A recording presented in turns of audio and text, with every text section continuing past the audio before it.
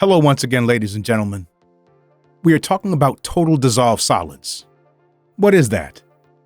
That, in the end, is metallic elements, metals. What are we looking for?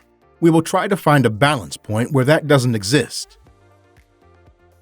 If we have water that contains metallic elements, what metals do affect the membrane negatively? Copper, magnesium, and iron.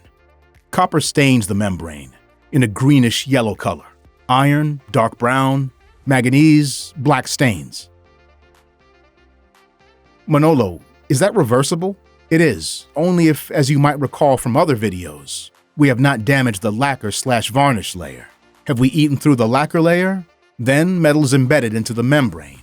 Logically, there's no turning back from that. We have lacquer in a good state. We have iron, manganese, or copper in the water. We obtain different color stains, as we talked earlier. But Manolo, it turns out I have metals in my water. What can I do? What can I do? Use a metal sequestrant. What is that? This is a liquid that is poured. We, RENOLIT, have our own. It is poured into the pool's water, and it sequesters. It's a sequestrant agent. Sequesters metals, turns them inactive, which means it's still there, but it won't act negatively. This has an initial dosage, and then a maintenance dosage. Why do we need to maintain it? Because we take away water with pool cleanings. We need to add what we took away. Also, if we keep adding water from a metal source, then we need to keep pouring metal sequestrant. With that, now you know more or less how to act versus water and dissolved solids. Metals, calcium, carbonate, etc.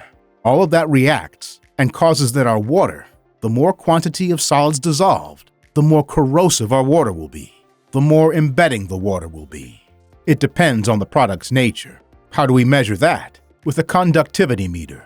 It is measured in multivolts, and then you know how much there is of one thing or another.